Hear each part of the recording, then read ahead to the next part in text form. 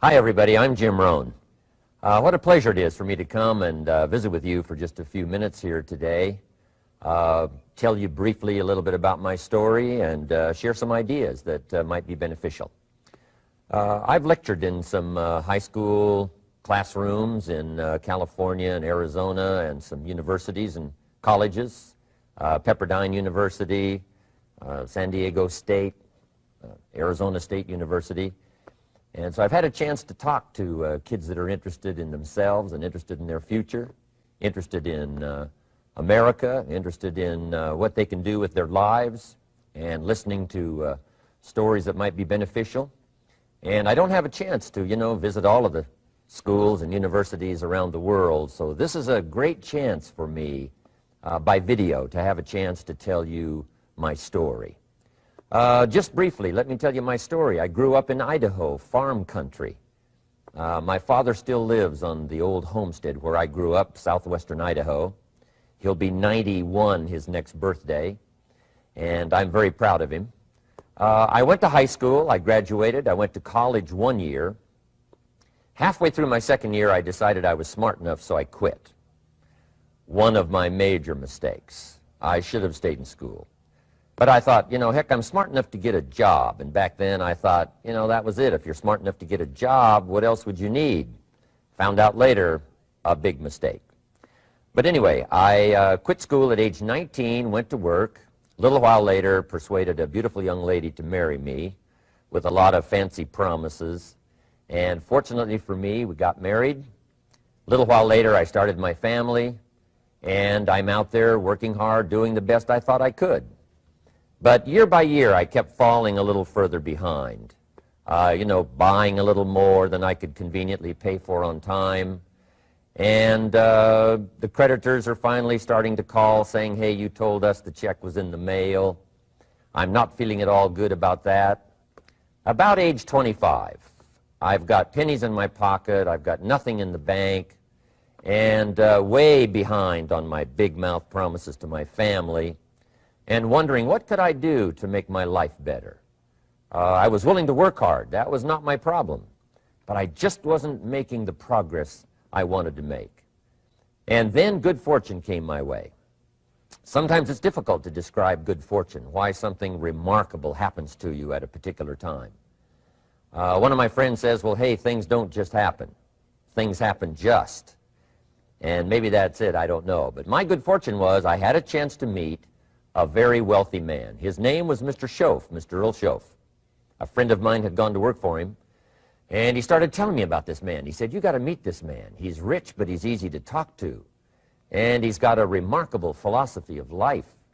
And he kept going on, and I thought, well, I've got to meet this man. So shortly after that, I had a chance to meet this Mr. Schoaf, and I was impressed. He was rich. He was easy to talk to. Within a few minutes, I was dazzled. And I said to myself, I would give anything if I could be like that, rich and easy to talk to. What would it take? And then I thought, if I could just get around somebody like him, and if he would teach me and coach me, I would do it all. And that was my good fortune. A few months later, this wealthy man, Mr. Schoaf, hired me and gave me a job, and I went to work for him, and I spent the next 5 years in his employ. And then, unfortunately, at age 49, he died. But I got to spend 5 years with this remarkable man, his last 5 years of his life, and the first 5 years of my new life. And my dream came true during that 5-year period. This man took the time to teach me and coach me. He taught me the books to read. He taught me the disciplines, and he taught me the skills. And he taught me the changes to make in my language and personality. And the things he shared with me during that 5 years changed my whole life. Changed my income, changed my bank account, changed my future. I've never been the same. By the time I was 31 years old, I was a millionaire. So he taught me economics as well. So how lucky can you get to meet the right person at the right time who takes the time to share with you ideas that can change your life? A lot of rich people, right, don't take the time, but he did, and he also had the ability. Some people want to share their experiences, but they don't quite know how to say it. But he had it all, and he used language that I could understand, and those ideas greatly affected my life. I wish he was still alive today. If he was, I'd be calling him today one more time, thanking him for the time he spent with me sharing his life and his experiences that so dramatically affected my life. Then, how I really came to be invited to speak to you today. 30-plus years ago, I was living in Beverly Hills, California. And a friend of mine one day said, "Jim, you've got to come and tell your story to my service club." He belonged to the Rotary Club. And he said, "I know your story. Idaho farm boy makes it to Beverly Hills." But he said, "I know my club members would love to hear your story. Would you come and at our breakfast meeting and tell your story?" And I said, "Okay." So I arranged a little talk, went and shared my story that morning, and guess what? They liked it. And my phone rang, another club called and said, "Would you come and tell us that story?" My phone rings, another club calls, said, "We've heard about your story. We have a luncheon meeting. Would you come share your story?" First thing I know, I'm spending a little piece of my time giving these breakfast talks and luncheon talks. And then one day, a man who heard my talk about 3 times said, "Would you come and talk to my management and salespeople?" He said, "I've got this little company going, and he said, if you would spend some time talking with my management and salespeople, I'd be happy to pay you." And I thought, wow, wouldn't that be something? Tell my story and my experiences and get paid? He said, "I'd be happy to." Little did I know, that was the beginning of a whole new, brand new adventure for me in sharing my story in speeches and talks and seminars and lectures. And now this business, it's become one of my most flourishing enterprises, takes me around the world. I went to many countries just this year, had my largest audience early this year in Spain, 12,000 people, 10 different languages being translated at the same time. The whole audience with the earphones on. It's interesting when you lecture with multi-languages. You know, when you hit the punchline, you know, the Spanish laugh first, and then the French get it, and then finally the Italians get it, and last the Germans finally get it. And then I say, "Hey, the Germans finally got it, I guess we can continue." You know, some languages take longer to translate than other languages. But what an exciting adventure for me. I was in Israel this year. I lectured in France, my first trip to Prague, Czechoslovakia, Lisbon, Portugal. Last year I was in London lecturing. Happened to be there the same night Pavarotti was singing in London. So, a big dilemma for the people in London. Shall we go see Jim Rohn or shall we go listen to Pavarotti? Well, I must admit he had more people than I did, like 150,000 more.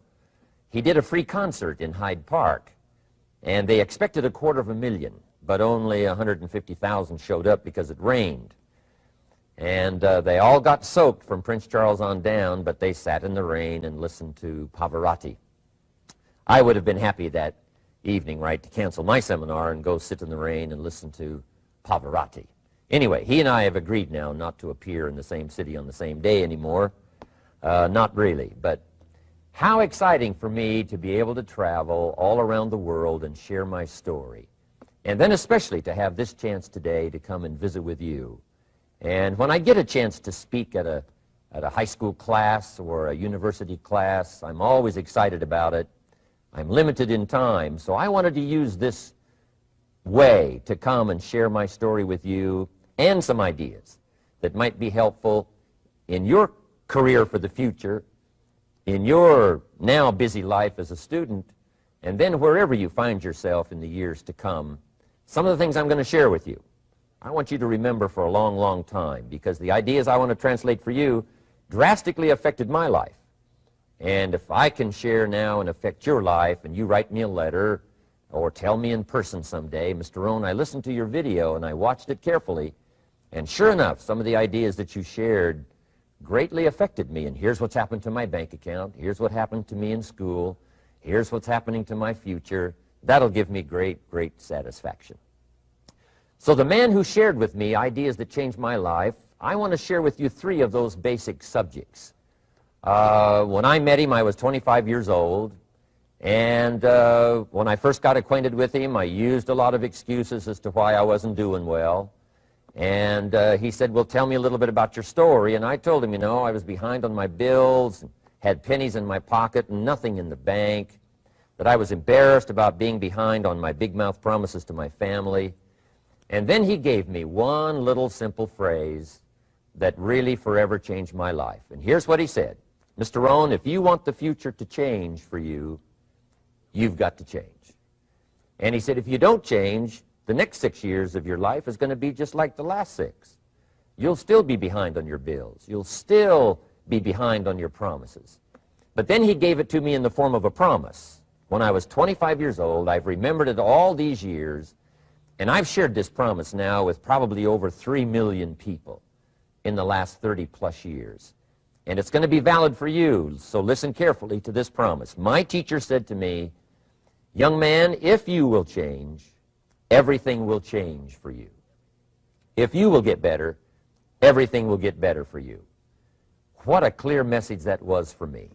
He said, if you'll change your philosophy, if you'll change your habits, if you'll refine your thinking, if you'll change and accept some new disciplines, if you'll turn the corner where you've been in the past, go for a new life for the future, he said, all kinds of remarkable things will happen for you if you will change. Before I met Mr. Schoaf, I used to cross my fingers and say, I sure hope things will change. I was hoping the government would change and the tax structure would change and that my boss would change and pay me more money. I was hoping that, you know, economics would change and prices would come down. And I was hoping that circumstances would get better. And then I discovered from my teacher that those things are going to continue the same. In fact, all of those things that happen to us is kind of like the wind that blows. And the wind blows on us all. In fact, in America especially, the last 6,500 years of recorded history, we've got probably the most favorable wind that's ever blown. Economics and circumstances, living in a free country, democracy and freedom, an excellent economy. Sure, we struggle at times, but compared to the rest of the world in the last 6,500 years, we've got the best wind ever. But if you just let the wind blow, I'm telling you, it won't take you where you want to go. All of us must use this wind to take us to the dreams we've got, to the equities we want, to the money we want, to the income we want, and to all the things we want our life to have. This is where we want to go, and we've got a good wind, but we must not leave our future just to the wind, just to the economy, just to the structure of the way things are happening today. Here's what we must learn to do, and that is set a good sail. And if you'll learn to set a good sail, and that's what my teacher taught me in those early days. He said, Mr. Rohn, the wind is going to blow however it's going to blow. Politics are going to be politics, and the economy is going to be the economy. And however it turns out, that's the way it's going to be. What you must learn to do is not to wish for a better wind. That's naive. The key is to wish for the wisdom and the skills and the learning so that you can set a better sail. And so that's what I did at age 25. I went to work not on the economy. I went to work not on the community. I didn't go to work to try to change the government. I didn't go to work to try to change my boss or the company. I didn't go to work to try to change circumstances. I went to work to try to change myself. And I picked up that promise my teacher shared with me, that if I would change, my income would change. If I would change, my bank account would change. If I would change, my future would change. And sure enough, his promise came true for me. The first 6 years of my economic life, I wound up broke. Those pennies in my pocket, nothing in the bank, behind on my promises. The second 6 years of my economic life, I wound up rich. But interestingly enough, the second 6 years of my economic life, the government was about the same and the economy was about the same. You know, the companies were about the same. What they paid was the same. Circumstances around me were the same. You know, my negative relatives were the same. But I was not the same. That's how my life changed. And that's how things started working for me, changing my life all those years ago. So that's what I wanted to share with you to begin with, this beginning of what Mr. Schoaf shared with me, that if I wanted my life to change, this was what I was going to have to do. And so he broke it down into 3 subjects that really made an impact on my life, and I want to share those with you. The first subject he called personal development. And the second subject he called setting goals. And the third was how to become financially independent. And I'd like to give you just a few clues from those three major subjects that so dramatically affected my life. And let's get started. The first one is personal development. Now, in illustrating personal development, Mr. Schoaf, my teacher, started with money. You know, money's not the only place to start in talking personal development, but it's where he started, so let me share the thoughts he shared with me back then. Let me share them with you. Here's the best lesson I can give you on economics. It's very simple. We get paid for bringing value to the marketplace. That's about as simple as I can put economics. We get paid for bringing value to the marketplace. Now, it takes time to bring value to the marketplace. However, we do not get paid for time, so we cross that out. Mistakenly, the man says, I'm making about $20 for an hour. Not true. If that was true, you could just stay home, right, and have them send your money. So that's not true. We don't get paid for time. We get paid for value brought to the marketplace. Now, since that's true, here's one of the key questions of my talk to you today. Is it possible to become twice as valuable to the marketplace and make twice as much money in the same time? Is that possible? The answer is yes. Could you become 3 times as valuable as you might be right now to the marketplace and make 3 times as much money in the same time? And the answer is yes. 5 times, 10 times? Of course. America is unique. It's a ladder to climb. It starts down here, let's say, at $5 an hour, and it keeps going up. Top income last year, $80 million. The guy who runs Coca-Cola. Now, that's a heck of a ladder. That's why everybody wants to come here, right? The boat people are not headed for Vietnam. People haven't plotted and schemed for 50 years saying if I could just get to Poland, everything would be okay. Not true. Everybody wants to come to America. And the reason is because we've got the best wind ever blowing in our favor. We've got the best economic opportunity anybody's had in 6,500 years. And all you have to do is understand it and take advantage of it. Now, there's some key questions to ask here. Why would the marketplace pay someone only $5 an hour? Very simple answer. They're not very valuable to the marketplace. Now, we must underline to the marketplace. This person might be a very valuable brother, yes. Member of the family, valuable, yes. Valuable member of the church, of course. Valuable citizen of the country, yes. Valuable in the sight of God, no doubt. We're all of equal value in the sight of God. But if you're not very valuable to the marketplace, you don't get much money. You say, well, it shouldn't be that way. Well, then you got to start your own country. You know, this one's been in process for 200 years, and this is the best we've been able to come up with so far. But here's the key. You don't have to stay here. Now, there was a big debate in Congress last year that this $5 was not enough, should be 6, should be 6, should be 6. But we don't need legislation. 6 is already on this ladder. The next step up. You know, if you work for McDonald's, they'll pay you $5 an hour to take out the trash. If you whistle while you take out the trash, they'll pay you $6 an hour. So we don't need that legislation. You just need to take lessons on how to whistle. Have a good attitude. Now, as you begin to climb this ladder, why would the marketplace pay some people $50 an hour? Answer, evidently, they must be more valuable to the marketplace. 10 times more valuable. And is that possible for someone to be 10 times more valuable and earn $50 an hour instead of 5? And the answer is yes. That's what America is all about. Now, why would the marketplace pay some people $500 an hour? Evidently, this person must be much more valuable to the marketplace. That's what's important to understand, to the marketplace. And would the marketplace pay one person $80 million for 1 year's work? And the answer is, of course. If you helped a company make $1 billion, would they pay you $80 million? I'm telling you, it is possible. And that's why America is so exciting. That's why this financial ladder is so exciting. It's possible for all of this to come true for all of you, no matter where you start. As a student in school, just getting started out there in the workplace, this is all possible for you. Now, Mr. Schoaf gave me the clue on how to climb this ladder as high as I wanted to climb.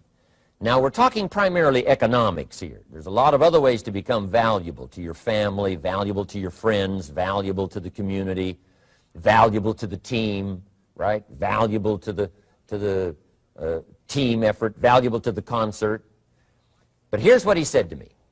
In climbing this ladder economically, all you have to do is work harder on yourself than you do on your job. Once I heard that, it made sense to me. I kept hoping that everything else would change around me, found out that if I went to work on myself, worked on my skills, worked on my language, if I became better than I was each year, if I grew in skills and language and vocabulary and competence, then I would become attractive to the marketplace. Not very long ago, a company called me and said, Mr. Rohn, we're expanding internationally. We'd like to have a bit of your expertise to help us. Would you give us a bit of your time? We'll add some millions to your fortune. And I said, okay. And I thought later, isn't that interesting they would call me? Then my second thought was, of course they'd call me. Who else would they call? I can get the job done. Now, what a contrast for me, farm boy from Idaho, raised in obscurity, parents of modest means, broke when I was 25. How come I would get a telephone call and someone offer me a lot of money to help them in expanding around the world? Simple answer, evidently. Something happened to me between age 25 and where I am today. And I can tell you where it all started. From my teacher, Mr. Schoaf, who said to me, we don't have to change what's going on out there. That's the wind that's blowing. All we have to do is change what's going on in here. And now there's several ways to do that on personal development. And let me give you those ways. Here's the first one. We must learn from personal experience. Pretty simple. Learn from what happens to you. Take a look back over the last few months. Did you make some mistakes? How could you correct those for the future? Take a look back over the last year. Have you done it right or done it wrong? Let's correct it for the next year. Learn from your personal experience. Mr. Schoaf asked me when I first met him, he said, Mr. Rohn, how are you doing? You've been out there now 6 years. And I said, I'm not doing very well. He said, I suggest you not do that anymore. What a simple, swift analysis to my situation. He said, if you keep doing it, the next 6 years will be like the last 6. You don't want that to happen. Let's make the changes.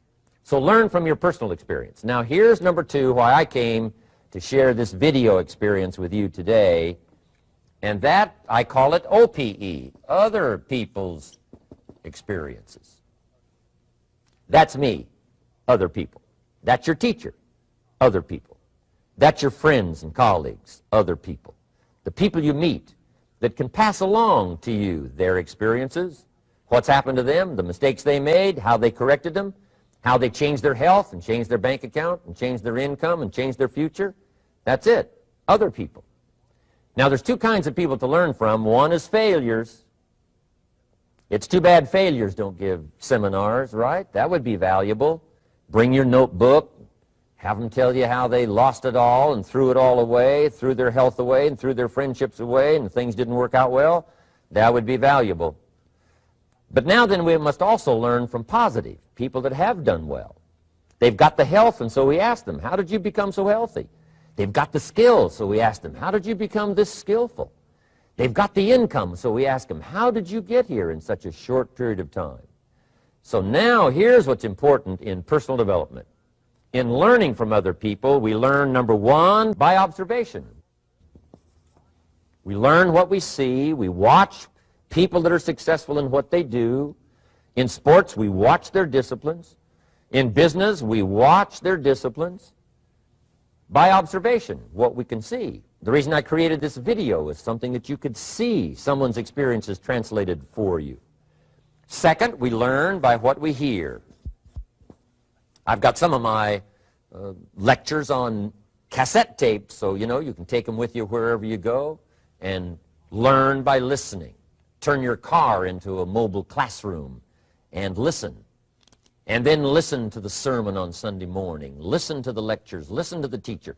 Listen to someone who's got something good to say. And then number 3 is vitally important on personal development, and that is read all the books you can possibly read in your lifetime.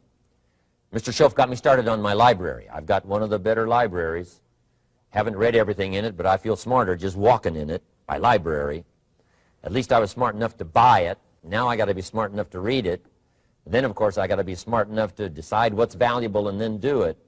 But this one is very important. Become a good reader. Some books that helped change my life. Mr. Schoaf recommended, of course, the Bible. And my parents made sure I was a pretty good scholar by the time I was 18. That's been so beneficial for me, drawing from those illustrations, reading about those stories, people who made it and people who didn't make it, and what the difference was. And then other books that helped to really change my life. One called Think and Grow Rich by Napoleon Hill.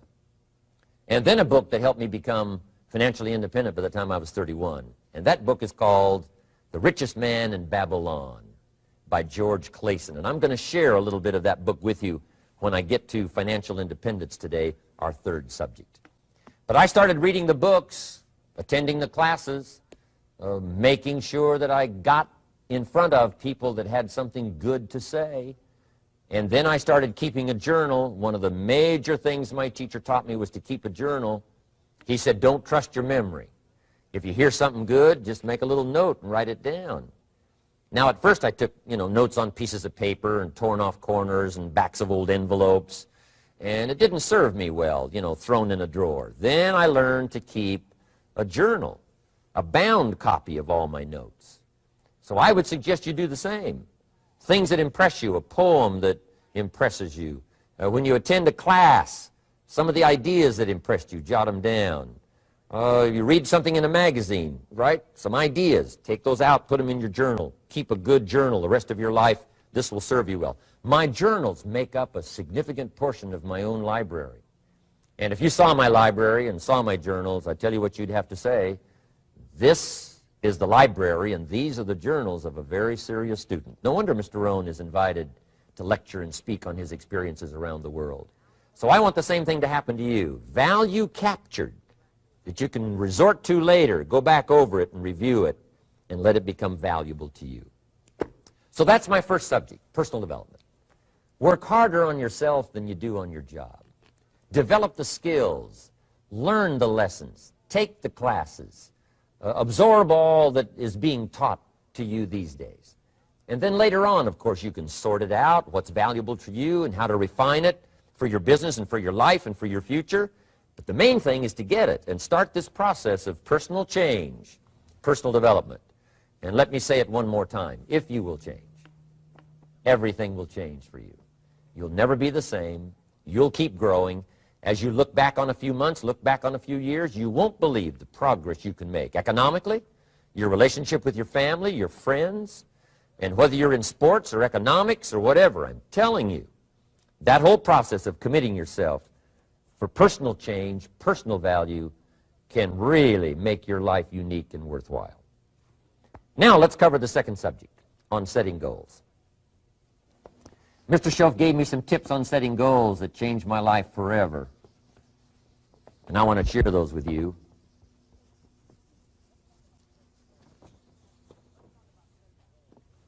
So let's talk about setting goals, and I also want to tie it to personal development, and you'll see how I'm going to do it as I progress here. Setting goals.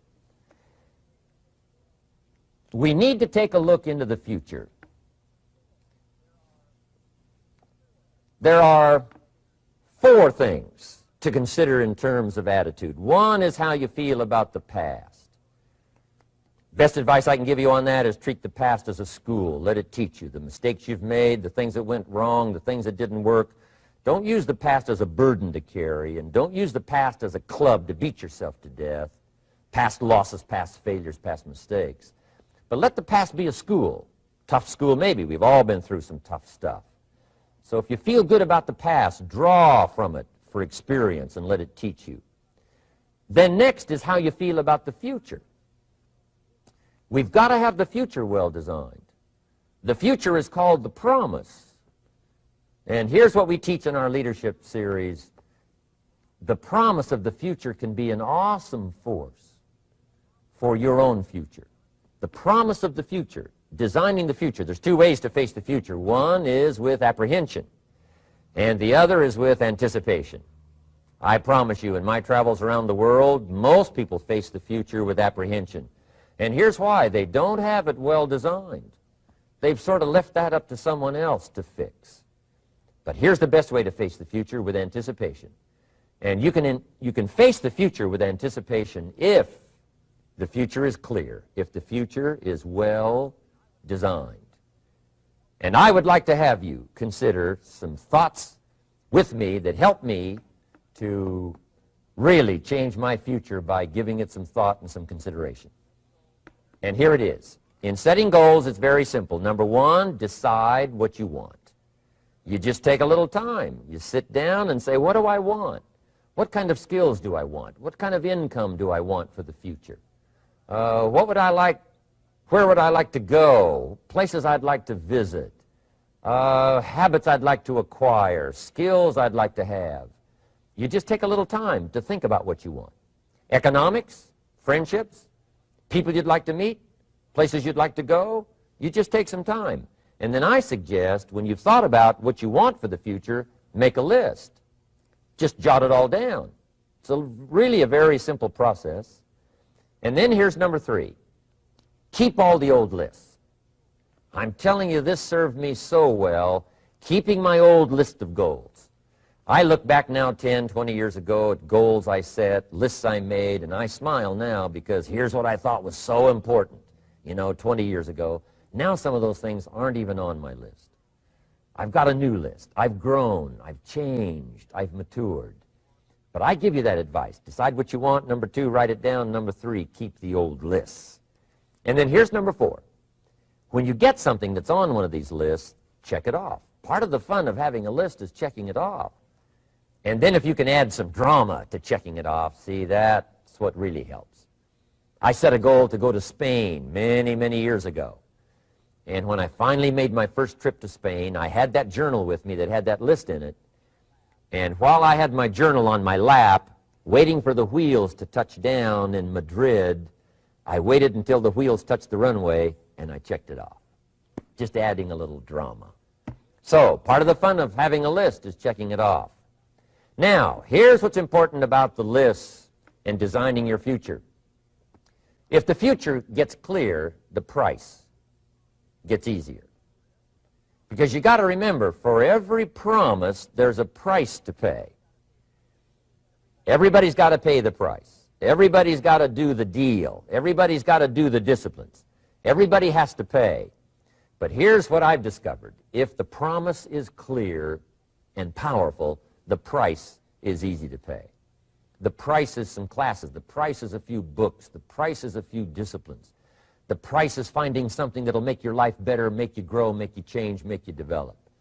So the first part of the key is to design the promise. Then, what is the price to pay? I'm telling you, the price will be easy. Anybody in my audience can pay it, no matter where you are, where you come from.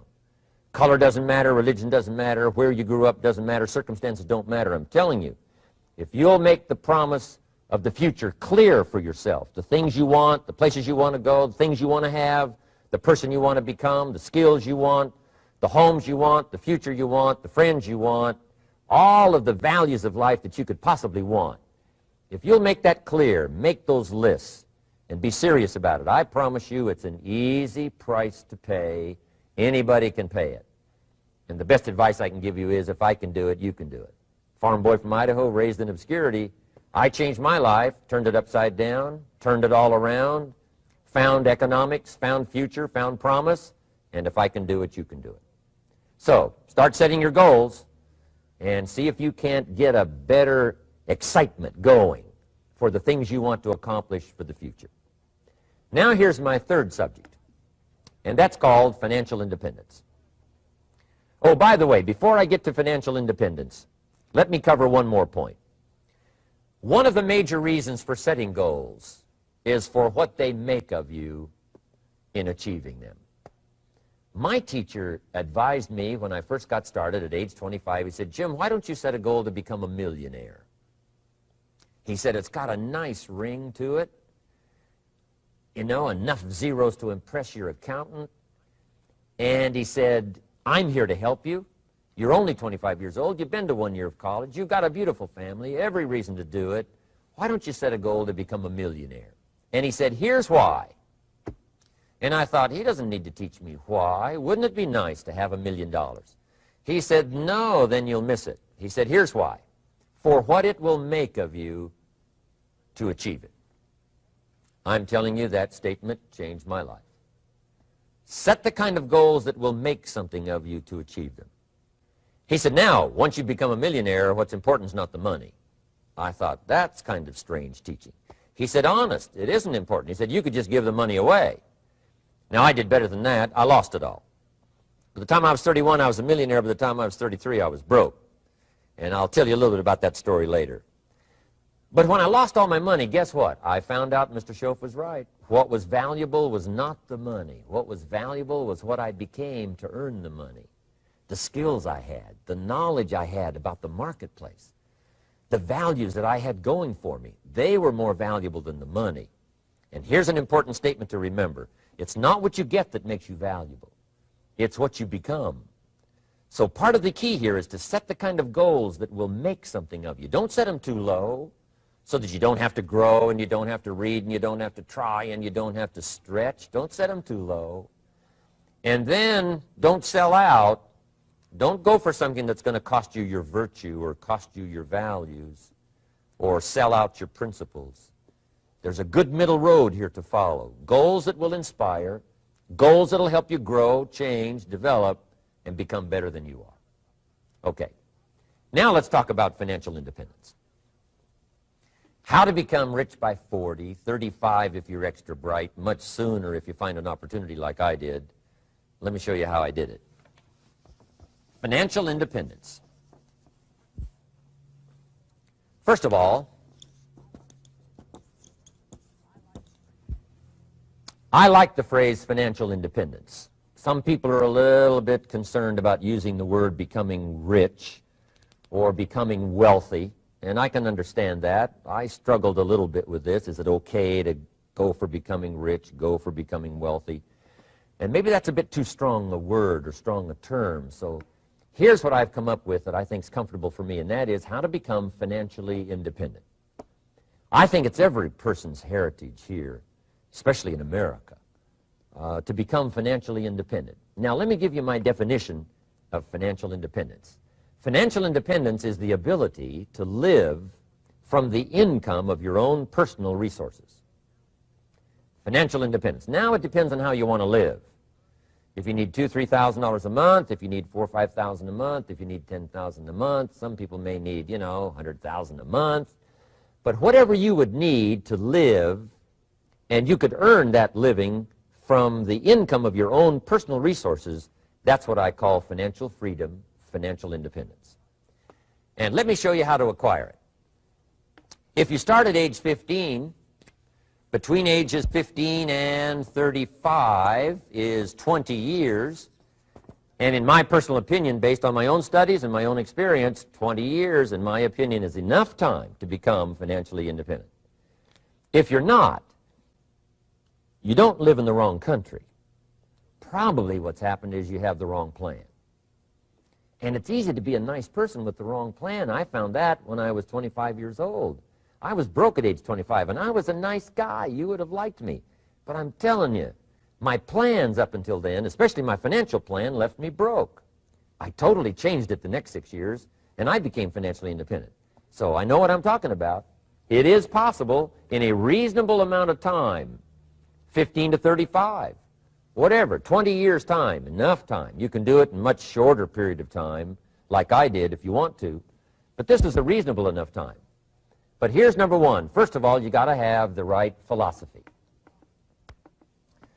Philosophy is our ability to gather knowledge and sort through it and decide what's valuable. To develop a philosophy about life, a philosophy about our health, a philosophy about our family relationships, a philosophy about economics. And if you develop the right philosophy, that's what helps to set this sail so that in 6 years it takes you where you want to go instead of winding up like I did that first 6 years of my economics, broke, no money, empty bank account. The right philosophy. Now let me give you a couple of philosophies to consider. Here's the first one. It's called the philosophy of the poor. And here it is. Poor people usually spend their money and invest what's left. That's the philosophy of the poor. Now here's the philosophy of the rich. Rich people invest their money and spend what's left. And here's the startling answer. It really doesn't matter what the amount is. What's most important is not the amount. What's really important is the philosophy. So I would ask you to adopt this philosophy of spending after you have invested. Invest first, then spend. And I've got a little formula that I'm going to share with you. Now, what should a child do with a dollar? I mean, there's a lot of debate going on, I'm sure, across the country on what a child should do with a dollar. Here's one opinion. It's only a child and it's only a dollar. What difference does it make? Well, in my opinion, it makes all the difference in the world. A person's economic future starts with a child with a dollar. Somebody says, oh, no, you're only young once. Let him spend it all. Well, when would you hope that would stop? Somebody says, well, wait till he's 50 and broke like me, and, and then he'll learn. Well, no, we don't want to wait that long. If I would have known earlier than age 25, I would have changed. In high school, if they would have had classes called Wealth 1, Wealth 2, I'd have taken both classes. I would not have waited until age 25. So, the earlier the better. So, what should a child do with a dollar? Here's the simple premise to begin with. Don't spend it all. And if a child wants to spend the whole dollar, you got to say, hey, don't spend it all. Don't spend it all. They'll say, why not? It's my dollar. I earned it. You say, I know you earned it, but don't spend it all. They'll still say, why not? Say, let me show you why not. So you put them in your car, take them to the other side of town, and show them where people live that spend the whole dollar. You just drive them around. Kids learn best by visual. Just drive around and say, would you like to live here? Kid says, no. Would you like to live like these people live? Kid says, no, no. Then you can't spend the whole dollar. So, kids will get the message. So, take them to the other side of town, show them around, unless you already live there, and then just show them around. Anyway, don't spend the whole dollar. Now, let me give you my best view of what to do with the dollar. And I promise you, if you started at age 15, now if you're over 15, right, you've still got plenty of time. You still got 20 years. If you're 30, you still got 20 years. I mean, you still got plenty of time to start what I'm about to share with you. What to do with a dollar. Here's my first bit of advice. Never spend more than 70 cents. Never spend more than 70 cents. Now, you got to pick some number, and the number you pick is going to be determined by your philosophy. It's going to be determined by what you've been taught or your experience teaching yourself. When I first met my teacher, Mr. Schoaf, I was at about 110% of each dollar. I'm down at budget finance, hawking my furniture and my car one more time. And then I learned a whole better formula for financial independence. Number one, don't spend more than 70 cents. Now, kids say to me, well, okay, what do I do with the other 30 cents? And here's what I teach them. 10 cents for charity. Charity or church, or helping people that can't help themselves. 10 cents to support worthy projects. Projects that you feel good about. 10 cents out of every dollar. It's called being generous with part of what you've taken out of society. Now, in my opinion, nothing teaches us character better than generosity. No class, no teacher, no book teaches character better than generosity. And the best time to start is when the amounts are small And I know if kids learn these lessons well, they'll give a dime out of a dollar, help people that can't help themselves, support worthy projects. Or if you belong to a church, they teach tithe, piece of. That's very important. Now, because when the amounts get larger, sometimes it's a little more difficult. You know, giving 100,000 out of a million, someone says, oh, if I had a million, I'd give 100,000. I'm not sure. That's a lot of money. So the time to start is when the amounts are small, 10 cents out of the dollar. Okay, next 10 cents I call active capital. Active capital means do something to make a profit. Active capital. Set aside a portion of your income. Wages are okay, but I'm telling you, wages will make you a living. Profits will make you a fortune. So set aside part of your income as capital, called active capital. Any kind of project you can possibly think of, you can possibly come up with. I'm going to write a new book, I think, for kids. I think the title is going to be, Of Course, Kids Should Pay Taxes. It's kind of an interesting title. In California, kids do pay taxes. When a child walks into 7-Eleven, buys something that costs $1, the proprietor says, give me 7 more pennies. And the child says, hey, what's these 7 pennies for? And the proprietor says, that's the taxes. Kid says, well, hey, I'm only 8 years old. Proprietor says, congratulations, you're my youngest taxpayer. Give me the money. So in California, where I live, kids do pay taxes. Big question is, should they? And my book will answer that question. Of course, kids should pay taxes. Nothing is for free. If you want to ride your bicycle on the sidewalk instead of in the mud, you got to pay the 7 pennies. Nothing is free, so we all have to pay. So, 10 cents out of your living, out of the money you earn, set aside for capital. Capital to try your best to show a profit. And in my book, it's going to be all kinds of ways kids can make money, right? 2 bicycles, one to ride and one to rent. I mean, you know, it doesn't take long to figure out some enterprise that'll start making a profit. Then you must jot this down if you're taking notes. Profits are better than wages. Own business, things have worked out for you for the future. The position you always want to be in is the power position, and that's called the lender. The lender is the power position.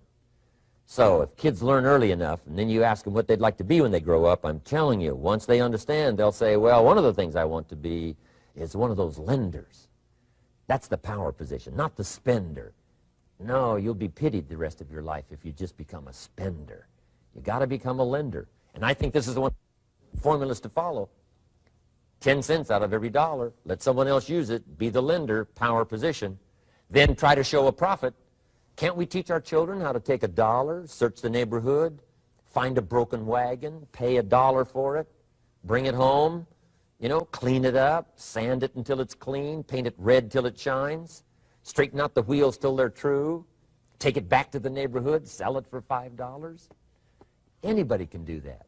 Now, does the child deserve $4 profit? And the answer is yes. Society now has a mended wagon. And that's what America's all about. Finding something, touching it, making it better, making a profit, taking part of your resources, helping people who can't help themselves. Let someone else use it to make a profit. Some projects require more capital than one person has. Exciting. And then let them pay you for the use of it. America's had this philosophy now all these years. Communism has taught all these years capital belongs in the hands of the state, not in the hands of the people. We've been teaching all these years capital belongs in the hands of the people, not in the hands of the state. And we turned out to be right. Capital in the hands of the kids, capital in the hands of the people. Enterprises that make a profit, enterprises that grow. It's the hope of our future. So that little simple formula, I hope, will help you. Now, one more key on financial independence, and that is attitude. Attitude. Here's number one. I used to say, I hate to pay my bills. My teacher straightened me out on that. He said, let's see, Mr. Rohn, what you hate to do is pay $100 on an account and reduce your liabilities and increase your assets. I said, well, no, not if you look at it that way. He said, well, it all depends on how you look at it. So wouldn't you love to pay your bills, reduce your liabilities, increase your assets? You got to have that kind of attitude. I found out the same attitude about taxes. I used to say, I hate to pay my taxes. And Mr. Shove said, well, that's one way to live. But don't you understand? Taxes is how we care and feed the goose that lays the golden eggs. Wouldn't you want to do your share? Someone says, yes, but the goose eats too much. Probably true. But hey, we all eat too much. We all need to go on a diet. Better a fat goose than no goose. So I finally became a happy taxpayer. Now, I think taxes are too high, so I'm working to get taxes lowered for our economic future. But then whatever they turn out to be, I gladly pay and do my part, because that's what makes the whole system run, each of us doing our part. Now, I want these three subjects to be valuable for you. I want them to have meaning for you. I want you someday to be financially independent. I want you to have the personal development so that you feel good about yourself. If I had a chance to meet you someday, I'd like to have you show me the list of goals that you got started and say, Mr. Rohn, here's some I've already checked off. Here's the books I'm reading. Here's what's happened. I'm developing the skills. I'm better this year than I was last year. I've got more self-confidence. My skills are developing. That's what I want for you, and that's why I took the time to come and share in this video message with you. I do seminars all around the world, but this is one way that I can reach out and touch you in case you can't come to my seminars, wherever I am. Maybe this video will reach you somewhere, and it'll have an impact on your life. And what I'd like to do is later hear about it, a letter, phone call, or to have a chance to meet you in person. And now I'd like to leave you with these 4 questions called questions to ponder. These questions were valuable for me, and I want to make them valuable for you. Here's the first one, why? We all ask why we should work this hard, why take that many classes, why go to school that many years, you know, why take the notes, why read the books, why work that hard, why put yourself through the push-ups and the disciplines, why? Good question, why? Best answer to why, I think, is the second question. Why not? Why not see how many books you can read, how many classes you can take, how many skills you can develop? Why not see how valuable you can become to the marketplace and to your friends and to your family? Why not see what you can make of yourself? Why not see how far you can go, how much you can see, how much you can earn, how much you can share? Why not? That's the heritage all of us have, in America especially, is to see what we can make out of our lives now that we've been given this extraordinary opportunity. Now, my third question I'd love to ask you in person. But since I can't do it in person, I want to ask it of all of you. But I want you to take it personally. And my third question is, why not you? Why not you? With good self-esteem. Why not you starting to change and setting goals? Why not you starting to make progress toward financial independence? If I can do it, you can do it. I wished I had a lot more testimonials here today besides mine. A whole steady stream that would come by and tell you their story. Someone who started with nothing, finally run a big enterprise. A mother who was on welfare, now she owns her own business. In addition to my story, I wish I had a lot more. And if all of them told their story, guess how they would probably wind up their story? They'd probably say, just like me, why not you? If we can read, you can read. If we can change, you can change. If we can figure it out, you can figure it out. If we can turn it around, you can turn it around. There isn't anything you can't accomplish. That's what those testimonials would say. And so I want to say it to you personally. Why not you? You've got the brains. You've got the stamina. You've got the vitality. You've got the interest. You've got your life ahead of you. You've got the future. You can do it. If anybody can do it, you can do it. If one of us can do it, hey, we all can do it. And now here's my last question. Why not now? This is a good time as the 20th century starts to wind down, a few more years as we get ready for century 21. What a good time to set your goals, work on yourself, work on your skills. What a good time to get it together. What a good time to start this process. Personal development, growing, changing, developing, having a good plan for your money and for your life and for your future. Why not now? And I hope I have a chance to see you one of these days and share with you the experience, the reaction, the response you might have had from my message today. And until I get a chance to see you on this side of the world or the other side of the world, in some school or some seminar, or maybe I'll come and speak for a company that you work for someday. I hope I get a chance to meet you. Until then, I wish you the best. I want all that I've gotten to be yours and much, much more. God bless. Goodbye.